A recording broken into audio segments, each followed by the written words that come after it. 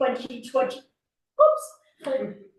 Welcome to the December 5th, 2024 Scituate Planning Board meeting held in the Select Board hearing room at Town Hall. And all that stuff about how you can get in here. We have a posted agenda. Do we have a second? Second. All in favor? Aye. Before we begin, we have an absolute hard stop at 7:20 p.m. tonight. We are going into executive session.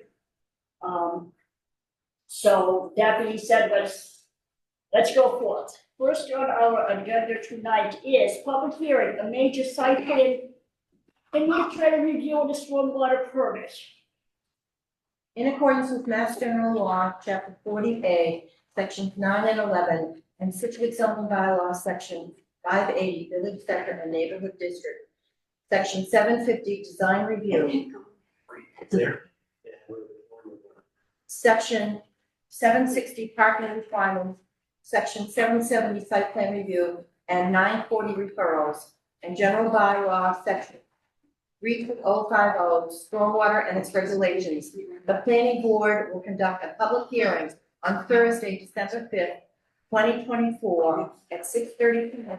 in the Select Board's hearing room.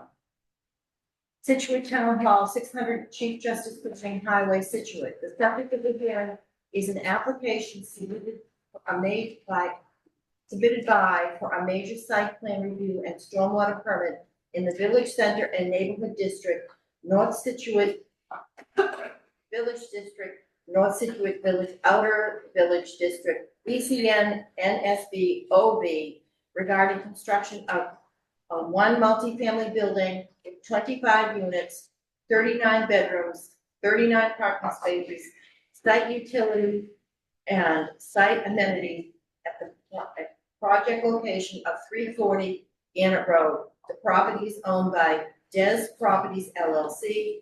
The property shown on Assessor's maps as parcel 13-2-31. Plans are available for review in the Planning Board office, Town Hall, Scituate, etc., etc., etc. Good evening. Good evening. For the record, my name is Gregory Morse. I'm a registered engineer with Morse Engineering. With us on the team tonight is Jamie Kelleher, architect with Axiom Architects, Steve Bjorkland, development consultant, and the applicant property owner, Desk Properties, Doug Sheeran, in the front row. As was just read on the record, this is a request for a site plan review for their property at 340 Gannett Road, which is in the VCN North Scituate District. Our proposal here is to construct a 25-unit multifamily building.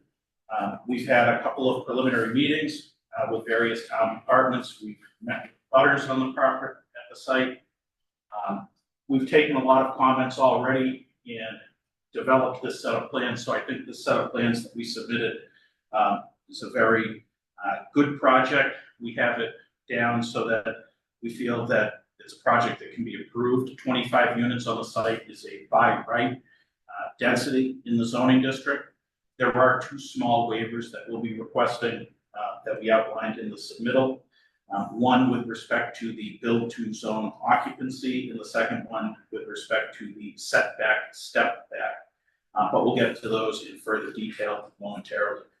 The existing site is depicted on the plan that I have on the board here. Gannett Road is at the left-hand side of the page. Public street, paved, utilities within it. Property is currently developed. Existing building in the front. This was the Salon Taj building in North Scituate. This is directly across the street from the 7-Eleven property. Out back, there's a commercial building and then a commercial garage in the back. The site is essentially cleared all the way to the back of the site. There's construction equipment and materials that have been stored there over the years. We're not located in a pedestrian frontage zone. We're not located in a civic overlay zone. There are no wetlands on the property, no floodplains, no vernal pools. We're not in the Water Resource Protection District. We are in the North Scituate Village, Outer Village District. The property is just shy of 2 acres. It's 1.68 acres in size. We've done soil testing throughout the site, witnessed by the Board of Health. Generally, the topography slopes from the back of the site toward the front. Kind of a high point is here with, from my pen to the left, flowing right now to Gannett Road. There are no formal drainage systems on the site as you see it. The proposal would be to take down all of the existing buildings at the property and construct one new building in its place. That new building is depicted here on the site layout plan. Here. It would be accessed with a driveway on the left-hand side of the building. This is a single access driveway, vehicular traffic in and out. The building itself, Jamie will go over the architectural details, but it's 25 units broken down with three bedroom units, 8 2-bedroom units, and 14 1-bedroom units. Again, 25 units is the by right density in accordance with section 580.4. Of those 25 units, 2 of them are required to be affordable units and would be designated as such. The parking is located at the rear of the building. You come up the driveway. The parking. Can you tell the board a little bit, because the people in the back have a hard time saying, oh, you got so. Can you guys see it? That's fine. Okay. Thank you. Sure. So the parking is located in the back of the building. The parking requirements per the bylaw are to provide 32 spaces. We're providing a total of 39 parking spaces. Within those 39 parking spaces, 2 of them are ADA accessible. 4 spaces are EV accessible. We have a bike ramp at the back of the building. We also have a loading zone for deliveries to the building. There are dumpsters located in the back, which would be in a fenced-in enclosure accessible to the residents, accessible for the trash truck to service. Pedestrian accessibility throughout the site. There is no sidewalk on this side of Gannett Road in front of this site. There's no sidewalk on either abutting property on this side of the street. We are proposing to construct a sidewalk along the majority of our frontage. As you go toward the bottom of the page here, we were stopping the sidewalk and we're proposing a new crosswalk across Gannett Road, which would connect across the street to where the multi-use path is. That location and that crosswalk would match essentially the crosswalk that would have been up a little further on Gannett Road where Jamie's Pub used to be. So it would be a paver crosswalk. Into the site from that sidewalk, we have access to the front of the building via a walkway, a pervious paver walkway to the front door. We then continue around the side of the building and up through a series of handicap accessible ramps as well as walkways to the back sidewalk. So it's direct connection from the back sidewalk to the business district and Gannett Road at the front of the site.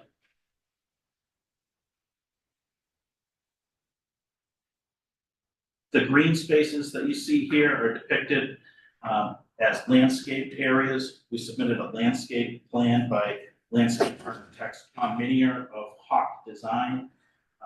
That plan outlines the different landscape features of the site.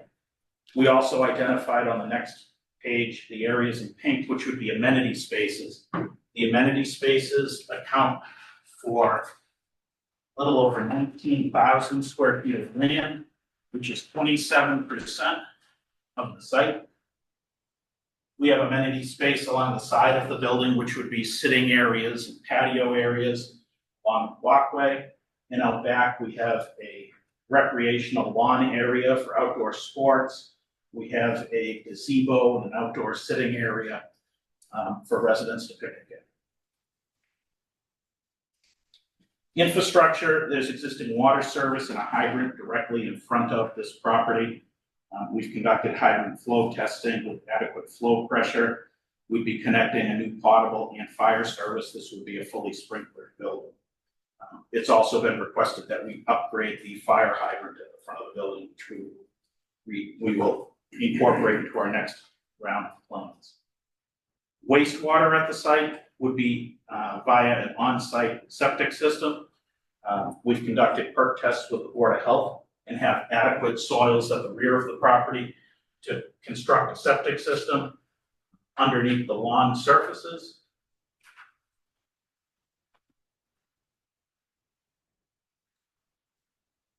Septic system would be in this area. We also recognize, however, that North Scituate is hopefully on the fast track for town sewer. We're proposing to install a dry stub at the front of the building for that future connection, so that way the landscape and the sidewalk areas don't have to get dug up when that connection is available. There's gas and electric services available for us. We have the meter banks in those utility services coming up the right side of the building, or what's shown on the lower side of the page there. We have landscaping between the property lines and those services to hide the meter banks. Drainage within the parking areas would be directed to 2 catch basins in the back parking lot and a series of subsurface recharge chambers that you see depicted in the middle of the parking area there. We would also be picking up runoff from the roof and directing it to that. The stormwater calculations we did depict that there's not an increase in runoff in the 2, 10, 25, and 100-year storm events. We match pre versus post rates and volumes of runoff. I'm going to turn it over to Jamie to run through the architecture of the building. Jamie?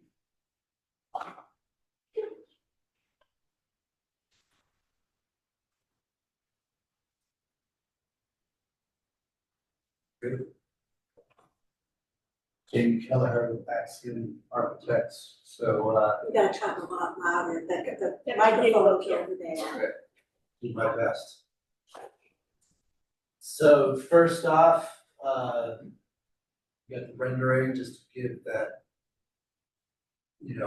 general look of the building that we're proposing, although this is modeled quite accurately, so, and, kind of also showing this little amenity park on the side that is actually doubling as our required accessible route from the sidewalk to back part of the site, which was quite challenging, but rather than just kind of give a boring, long, path, we sort of incorporated that into an amenity space that has sitting areas and ramps that we need, starting all the way down here and actually winding in front, coming up to the entry, and then all the way up.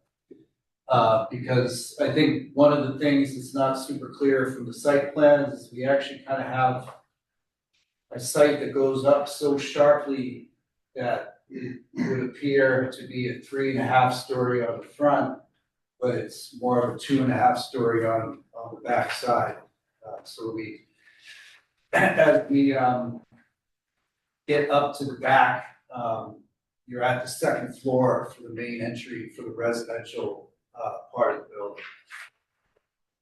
But going through the plans, and that's partially why this back section of the first floor is being used mainly for storage and mechanical. We can't really get a lot of windows into the back part there. Whereas this front part of the first level, you get a 3-bedroom unit, it has some nice access to outside. And then this green area is being allotted for community space for the building, which will be kind of determined what that is as we move forward. So moving up, the second and third floor would be very similar to each other. You get 4 single bedroom units in the center, and then on each corner you get 2, 2, 2, and a 3 here. And I believe third floor, basically have an identical layout. Once we get up to the 4th level, this is where you have more of a half story where we're creating the dormers up at that roof level. So that kind of cuts down on a lot of the window availability we have, and we can't quite do as many multi-bedroom units, but we did get a 2 on the corner here and here, and then these would be singles.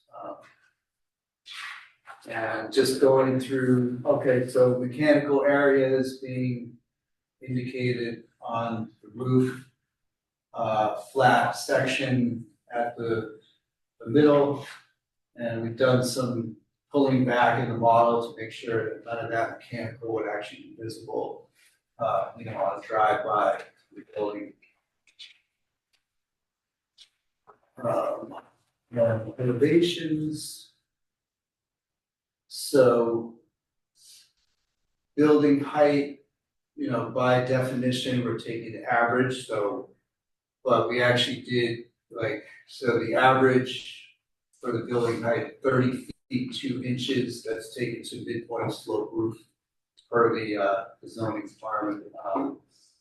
But we also did for just the front, 35/8, so we're actually still even within the 40-foot requirement, even if we just take the taller part of the building that faces the road. Then at the rear, it would only be 24 feet 8 for the building. This is where you can kind of see that sloping up to the parking at the second level of the rear. This is the view from the back parking lot. And that would be the entry for residents building there, the main entry. Getting into the things that Greg mentioned with so we've had a couple projects in here. We always seem to kind of run into a little friction with the step back requirement. I always call it the wedding cake requirement because it kind of almost dictates that you want to have these stepping levels, which probably isn't the best architectural look for the building, but you can kind of see how, creating this projection here helps us to kind of step it back. Then when we get up to the very top roof level, we want to create something that's visually appealing. We always seem to end up with a couple dormers that just pop through that step back diagonal. So you see the side cut through there with that green indicating the part that kind of pops through that step back, and then this elevation just shows which parts of those dormers are actually would require us to ask for that relief on that. So yeah, we've done the best we can to try to keep the building down and stick to that requirement. And yeah, cropping those off probably wouldn't be the best, aesthetic choice for the building. So that's where we ended up on that one. And that's by calculation, that's 3% of the front facade that ends up in that little green area there. So that's about what we have for the design. Okay, so I'm gonna say, because of your time crunch, that the board can, reserve our comments until after you get the Mr. Chair say any public. You will have the chair. Mr. Chessier.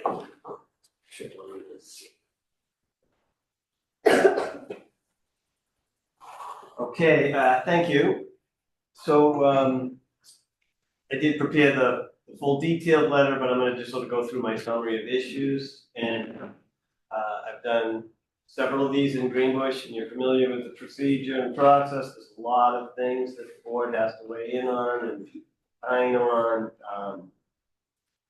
There's the waiver that have been discussed, and I believe that will likely get some feedback from the design review board on those.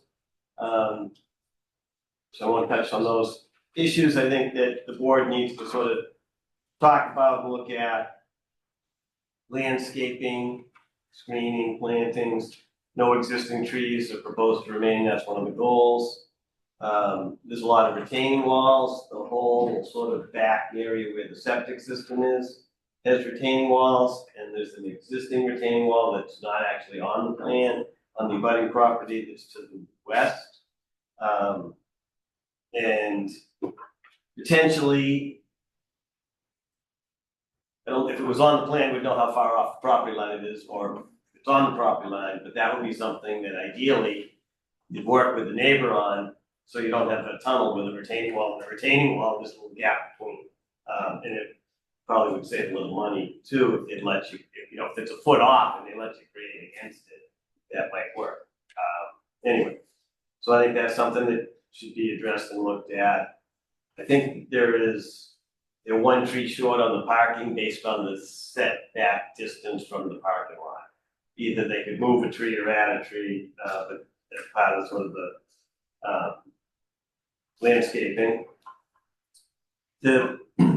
I agree that the Fifth Street access from the front to the back's challenging. It's pretty much all ramps. It's, and I understand you have to have accessibility, but it's not like your typical direct route. I mean, you have to go up and over and through, and it's fairly convoluted, so I think you might want to look at that. Maybe the design review board might have comments on that. My understanding from the building inspector is that there will need to be some parking for the community space. It's unclear what it's going to be used for, but presumably if it's a community space for residents, they'd have guests there. I mean, it's pretty big. I think it's 1,300 square feet or something. So it would probably involve extra cars. So it's overpacked for the residents, but we don't have a number on what they might need for the community space. The building inspector implied that they would need some parking for that. So I think that's something that could be addressed, how the parking all works, how the community space works, what the parking requirement for the community space would be. Because generally you don't want any extra parking that's more impervious and less desirable, but you don't want to have not enough depending on what they're going to be doing with that space. There's all those different things. There's the public realm to talk about. There's affordable housing requirements to talk about. So that it's the calculation gives you 2.5 affordable units. So as opposed to if you had 15% affordability, it says right in the regs you can round down, and you might want to just talk about that if that's correct or not, the way they did it for this one. This isn't anything I think anybody can do much about, but they will have to relocate a utility pole, and every time they got to relocate a utility pole, it seems like it's almost impossible to get the utility pole relocated in a timely fashion. And it would be in like the curb cut, so it's almost like if they're going to relocate that, you almost have to start today. Seems like it takes years.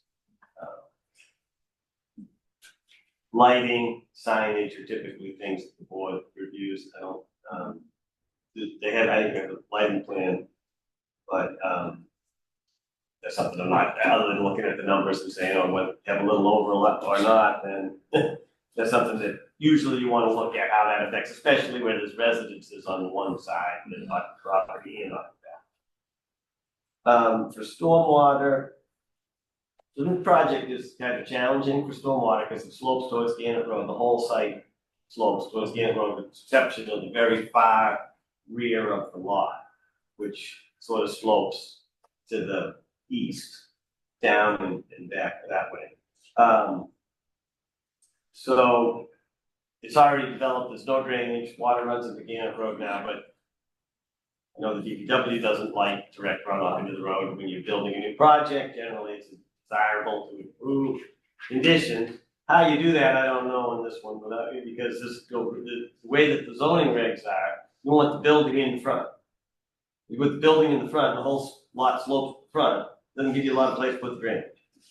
So I think some of the concerns about that is you have infiltration directly behind a building on a sloping site. Is that infiltration going to impact it? Usually when you're upgrading, you have it's not like right up against the foundation, but it's definitely sloping that way, and the soils are, it's not sand like it was in Greenwich. So I think that's something that could be a problem, and you might need foundation drains, and with the foundation drain, it has to go out towards the front, there's nothing there. So that's just an overview of sort of the main issues there. The other thing, the way the bylaw reads, you're supposed to infiltrate 1 inch of runoff from all impervious areas. Even though this is a developed site, the way the regs are written, that's even for a developed site. It's pretty hard to do that. They're not doing it currently with this one because part of the roof isn't getting caught on the easterly side. I think we need some more soil testing for where the infiltration systems proposed. It's sandy material, but it was filled. So you have to get through the fill to see what's underneath it.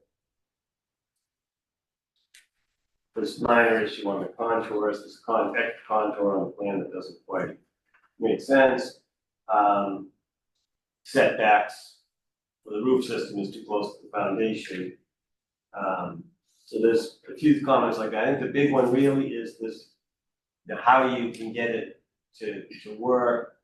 The DPW would want catch basins in the front. If you put catch basins at the front, there's no place to put the water. Without, unless you can tie into the road, and I'm not gonna stick my neck out and say that the DPW is gonna allow that for sure, but that's something that maybe needs to be discussed as to how that all is gonna work. Because if you have to treat everything and you have to catch it and there's no room because you have a building near the front where it's supposed to be, I understand the challenge that they had faced. So, and I think it's still there, frankly, to meet that requirement, how you get it all to work. You put the building, you can't, I guess you could, if you make it narrow, it'll look really crazy and try to put something on the side when you're on a slope. It's difficult, especially the soils here around is good, so. I think that's pretty much the summary. One other point is that water that does get into Gannett Road drains down to a tributary of the Gulf River. That's actually a shellfish growing area, so it's critical. So all the drainage from the site ultimately goes to a critical area. They didn't recognize that in this middle, but that affects some of the things that you can do and need to address. Then, you have questions or? No. All right now. Okay. One thing I didn't mention, I hadn't seen is, just fire truck access, is it that? They did a fire truck plan. I believe they've discussed it with the fire department. The fire department did have some comments today. I'm not sure that was one of the. We can double check with the fire department. I think they said that they have to show it, that was their comment. So, That's the template that we actually used and submitted. I don't think he reviewed it exactly. Yeah, We'll go over it Okay, because it is his template. you're also gonna need it from other ones that have been involved with this, fire departments likes to have the identification of all of the units so that they know how to, in an emergency, where am I going, sort of thing. But that's something that generally can get worked out. I don't think you need to answer today or anything, but it's something to keep in mind, identification, signage, et cetera. all right, so before you take some public comment, the one thing we need from the board tonight is, are you going to refer this to the design review committee? Yes, Yeah. Okay. Yes. absolutely. So Every project I talked to, so the design review committee, they're not even gonna entertain anything before January 10th. So I'll send them an email after the first of the year again and try to get a meeting scheduled for mid to late January. Okay.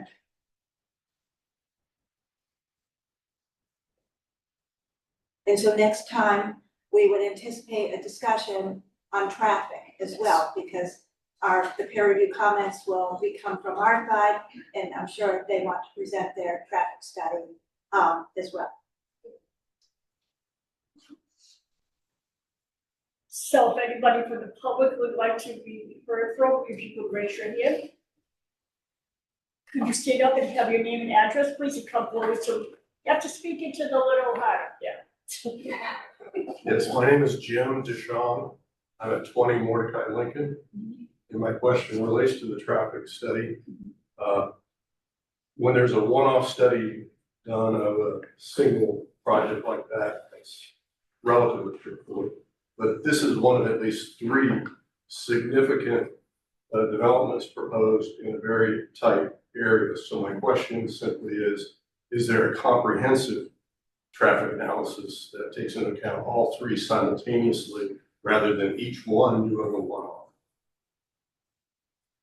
They do have to incorporate traffic from other projects in the area, but traffic will be discussed next time.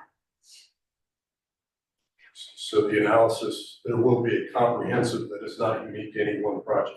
The town will be looking at comprehensive. No, the town is not gonna be looking at a good comprehensive analysis. I mean, So we're not, they have to consider background traffic and they have to consider projects in the area. they, The applicant, yes.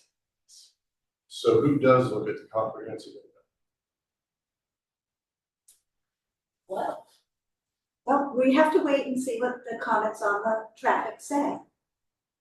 and then We're it's not incorporated prepared to into do our that discussion. tonight. No, I understand. I'm just asking a process question. Is there as each of these three move forward, is there a point in time where a comprehensive traffic study is done? Well, we do know that each one follows another, and we are, all of us are aware of the other one, so we will be asking follow-up questions on that, not to worry that. If it's called comprehensive, we, among ourselves, have a conversation with the applicants and our traffic study person, who also knows the other stuff going on. The basis for my question is my graduate work in computer modeling and traffic systems would suggest that a one-off analysis is far from satisfactory in understanding the cumulative impact of multiple projects. So I just share that insight, and I trust that you'll be sensitive to that because that's a major issue for that part of Scituate. It's very proud of it, yes. Could I just comment quickly on that, Steve York? The traffic consultant that we've chosen for this has been involved in all the traffic studies in one manner in North Scituate, the ones that you're talking about. So I'm sure they're going to be looking at that when they do the traffic study. But they have been involved in all of them. Does that mean integrate the traffic flow from the other two projects into your analysis? I haven't verified that with them, but I know that they were involved in the other study, so I would think if they're doing their job, and we'll check it, but Okay. I'm sure if they're doing their job properly, they're gonna look at what they've already studied.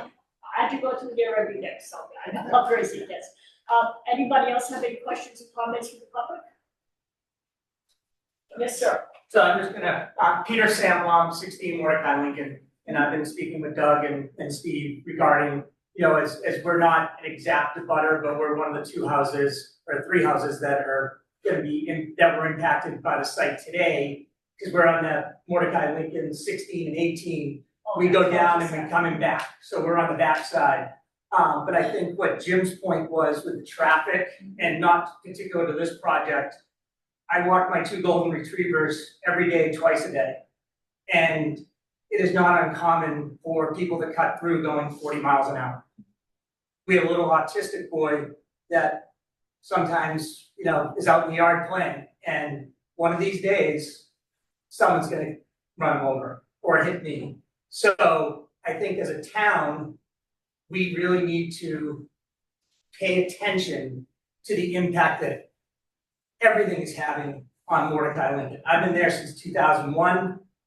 We have the 20-mile-an-hour signs up, which, you know, finally one of the neighbors, he poured Mike Green down to get him to put those up into the school bus ones, but it doesn't do anything.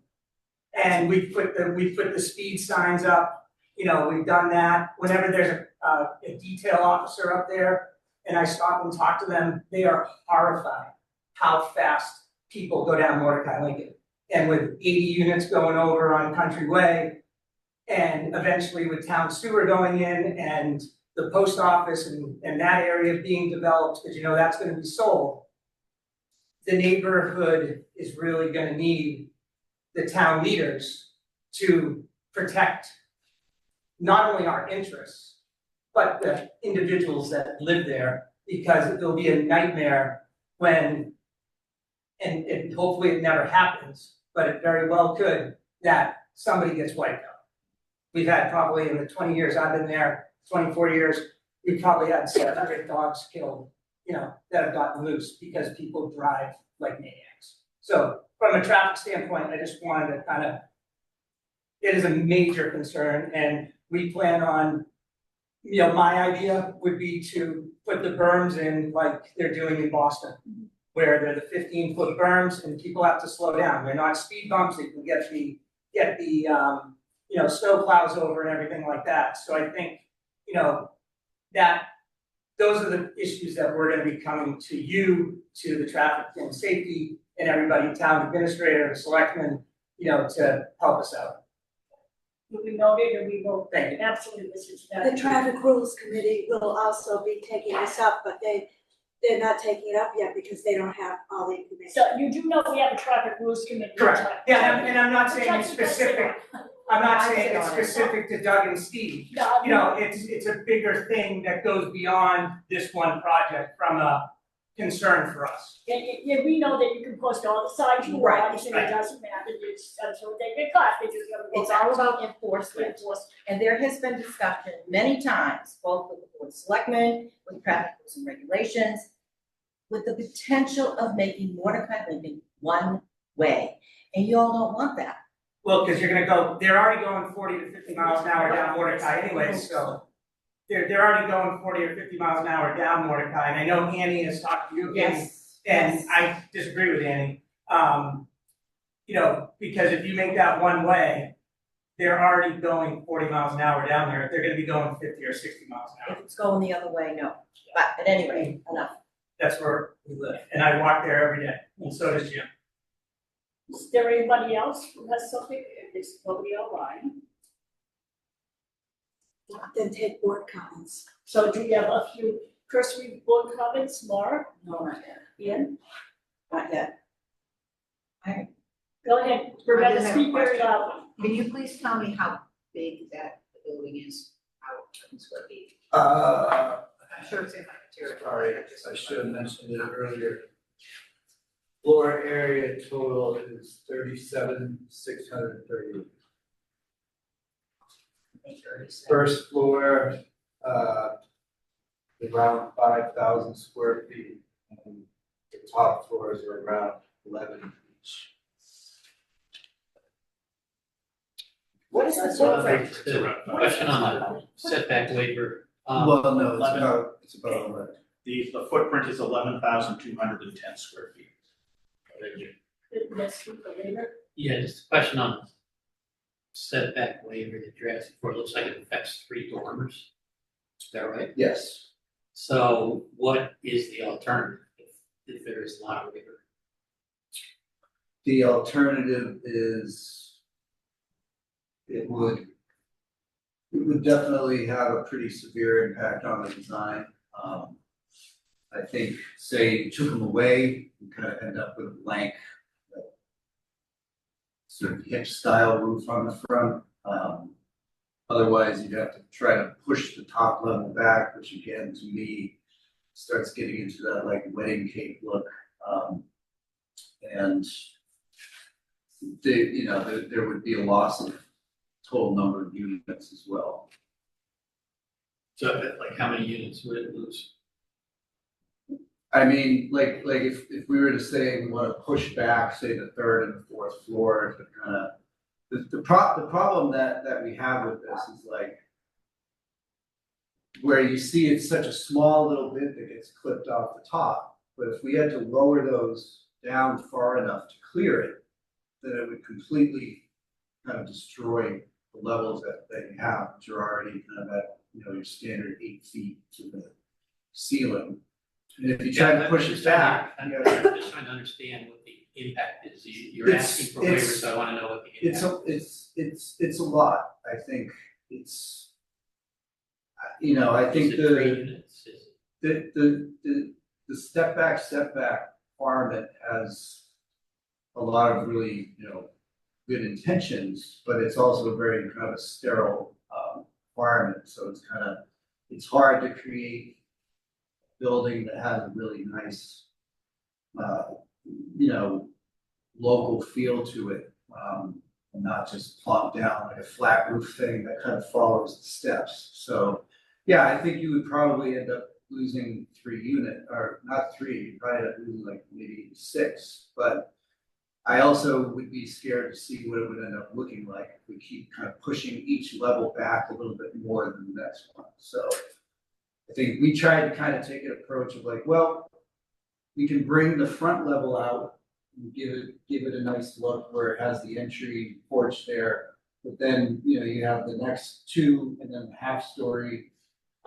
To make that look kind of appropriate, we like to see that all just kind of one plane and then the roof coming back. So yeah, you could take off the dormers, but that would have I think most people would say, we don't prefer that to what we have now.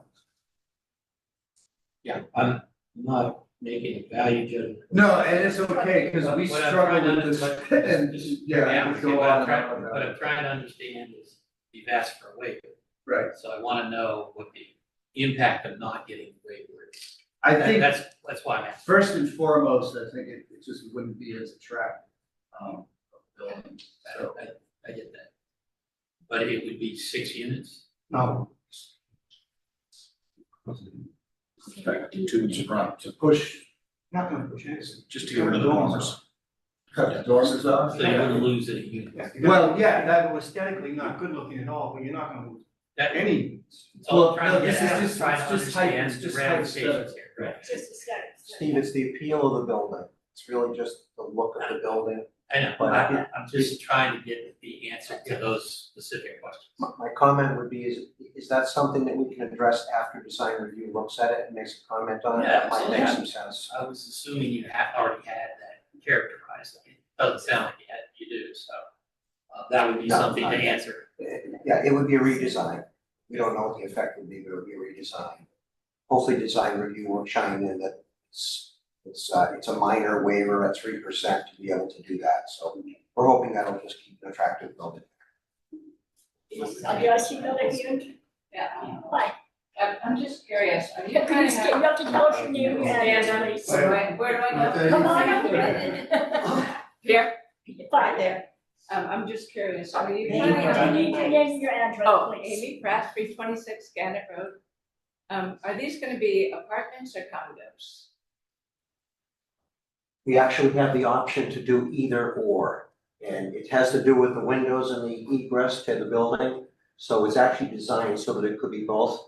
And it's probably gonna be a financial decision when we finally get the price to actually do the building as to whether there'll be condominiums or not. But it is being designed so that it can be both. Well, you will have to submit, appropriate documentation for homeowners associations and that kind of stuff during the public hearing, at least in draft form. Yes, Rebecca. You guys were talking about community, what's in them? Is that for the whole community or is that just? No, just the people that are in the building. And that's what I was wondering. Not the Scituate community, the people that are in the building itself. It may be like a weight room that you see in a condo complex or something like that, not open to the public, but open only for the people in the building. That was my question. Extra parking for that, that's. So it would be a room that if you were a tenant in the building and you were having a birthday party, you Oh. could go down and host it in that space. Okay, like they have at James Landing. Correct, Yes, it's essentially yes. a community room for the community of the building, that's just a little bit of extra space. And we do have a little bit of excess parking. So I think the question that John raised was we need to clarify that excess parking we have is gonna be appropriate with the building inspector for that space. We thought we could have our meetings there, right? I like that, little extra parking. And I did remind the building inspector this week that he owed us a comment on that, so Yes, sir. hopefully we'll get it for the next meeting. What happens is there's nothing in the zoning bylaw that gives us an exact amount that we need for a community room like that. I sat with the building inspector, so he's looking at what would be reasonable. And I think that's the My comment that he's question- gonna give back. if he My feels question that is, as time goes by, if and when sewer comes and you have the hookup, you could then theoretically turn that into retail space, could you not? We don't believe so. No, we don't believe that it meets the requirements as a mixed use building. Although I would always say that if the board was amenable to changing the zoning bylaw, that's something that you could look at in the future, that could a restaurant go there? It could if the bylaw changed. And again, we could say to the public as well, we tried to design this with a restaurant. It just was not financially feasible. We would lose so many units and it would be so much cost to do that and provide a restaurant that we ended up going back to just a multifamily. We would love to have a restaurant in there. There's also septic too. Well, again, when sewage comes in, I mean, we'd love to do that, and we were gonna actually design it so that it stayed vacant for a while until we knew what was going on with the sewer, but it just didn't make sense because this is the only one in the area that's in the outer village district. And if it was the next piece of property over, we could have a totally different building, but we're kind of tied to what we can do with this particular site, and it's unfortunate. North Scituate needs a restaurant. Doug would love to try and provide one, and I'm sure he's still looking for somewhere to get one up there, but this is step number one in trying to revitalize the area. Appreciate that. So And could I- you, I'm sorry. Go ahead. No, finish your thought. Okay, I was just gonna say that all the comments that we received so far from fire, John had made a comment about the wall that's in the back. We did meet with the neighbor. We've met with every direct abutter out there, either Doug or myself personally. We went with the landscape plan that Hawk Design had done for us.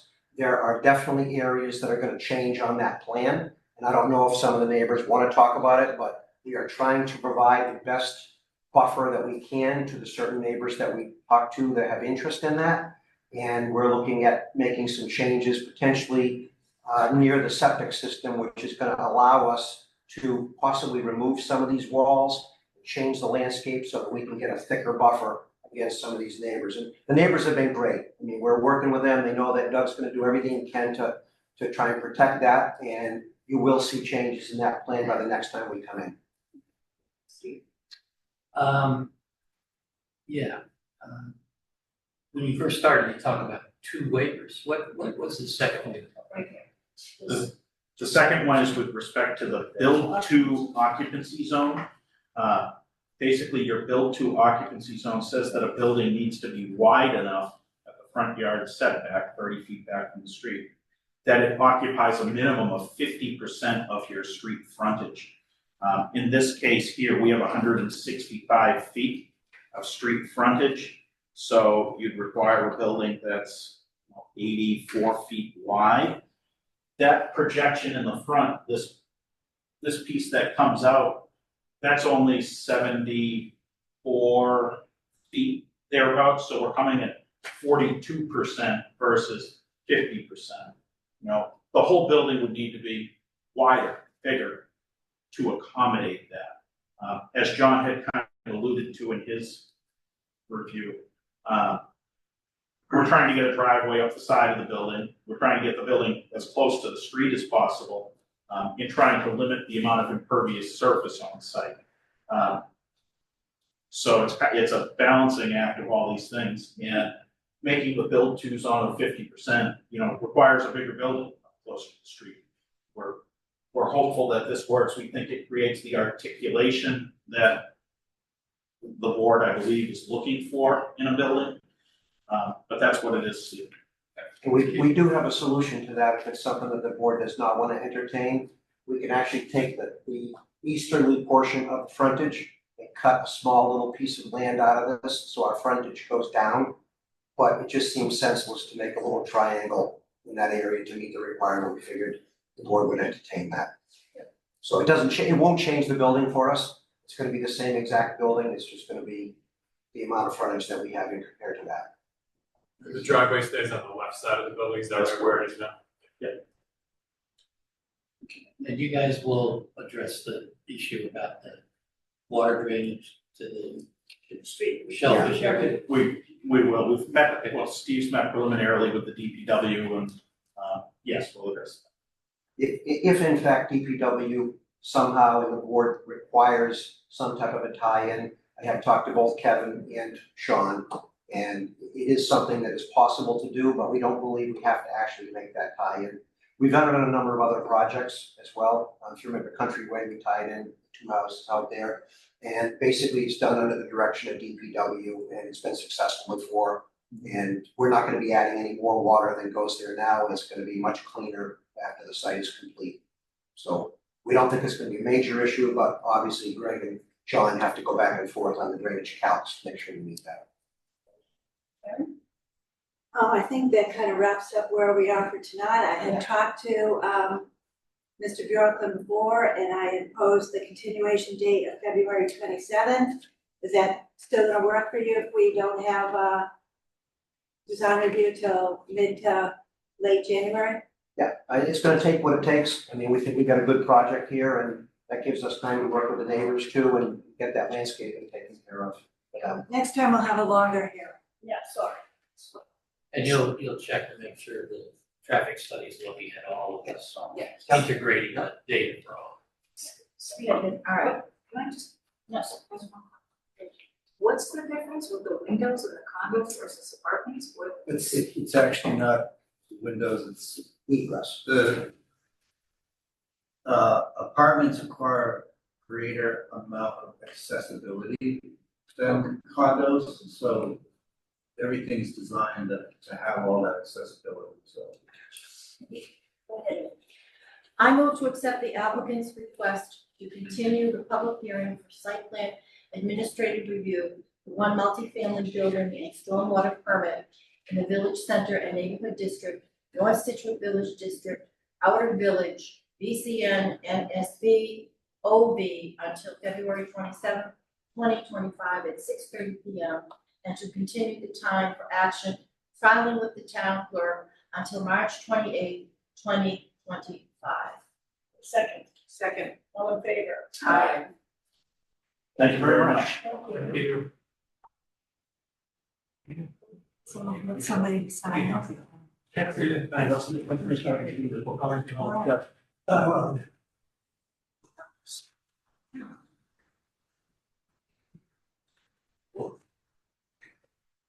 All right, so you just sign your name. I'm gonna fill in all that information and you'll get, I email you everything. So you'll get it. Okay, thank you. And then,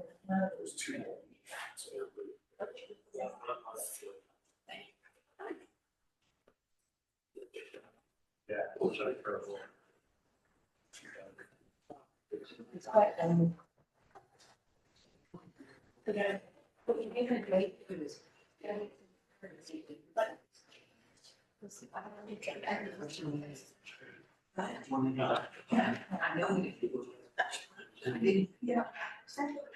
That was. That's why. Very nice. You said you're supposed to. Not here. Not Scituate. There's a split rate. What's the other one, commercial? Residential. All right, so why don't we do minutes and I accounting? don't think there's a material. Okay. You have to. We need to do minutes and accounting. Where is it? What are you doing, your old business? Oh, I'm No, sorry. we're doing minutes and accounting. Just kidding.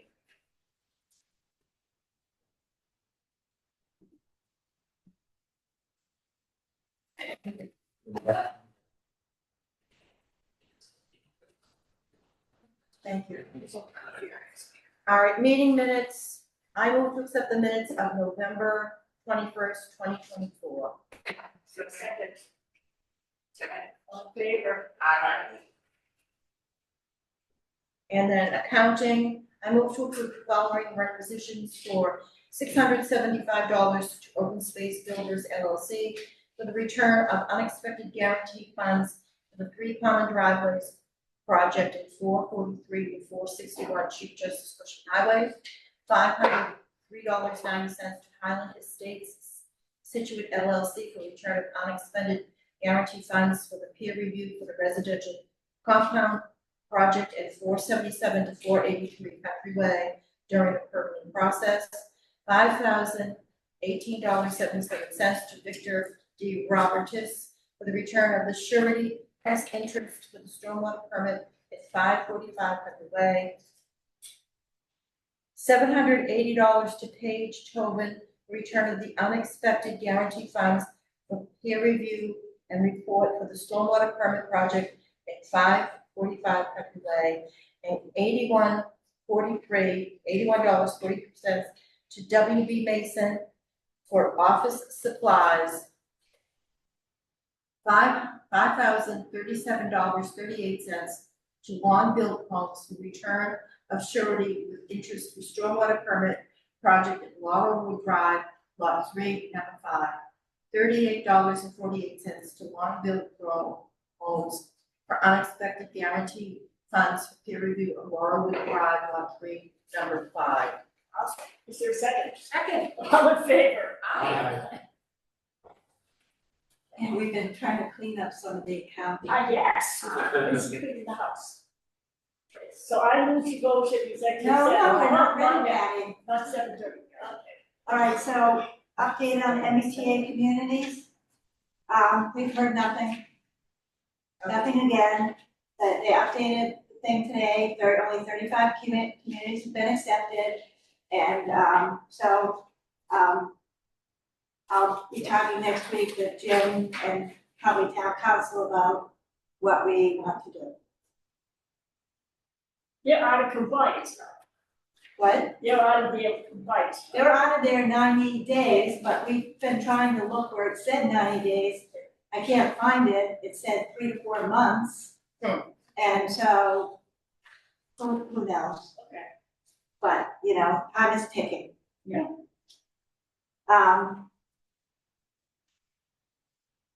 Next week is the zoning workshop for the article for town meeting. Right now, we're gonna keep everything as one article, but that may change as we go along. We sent you the slideshow, and I think I gave you an update on the zoning where we were.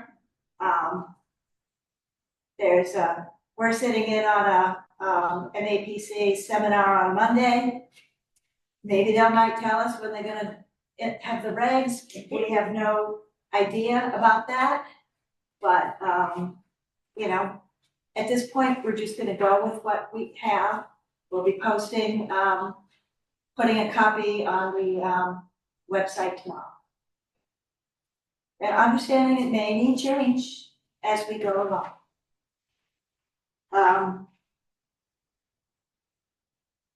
There was a new permit extension act. Yep.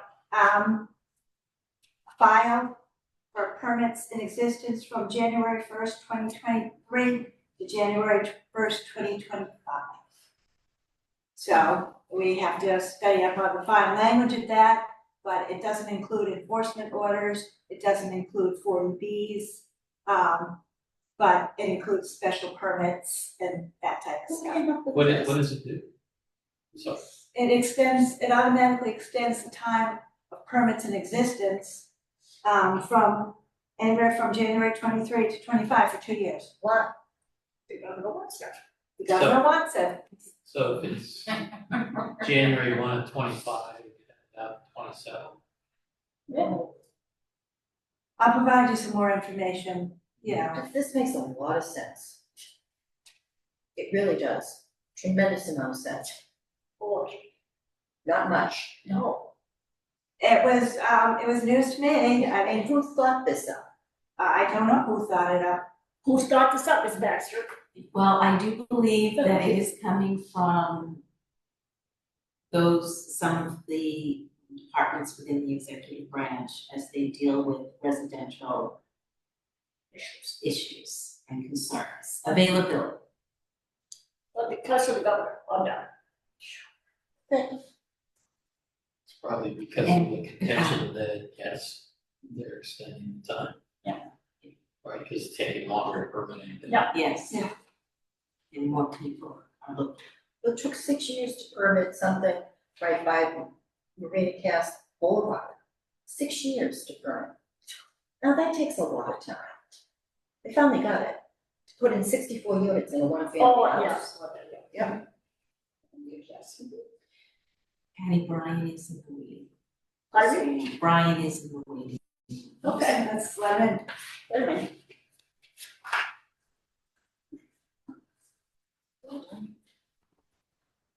So is this all cut off? Well, Yeah, so why don't we, she's gonna cut it off. Why don't you make the motion motion to go into executive session and not return to open, and then she'll cut it off. So I move to go into executive session to discuss the strategy with respect to litigation matters pertaining to 165 Summer Street, as an open meeting may have detrimental effect on the litigating position of the public body, and do not reconvene in open session at the close of the executive session. That requires a roll call vote. Do you require a second? I'm sure. Second.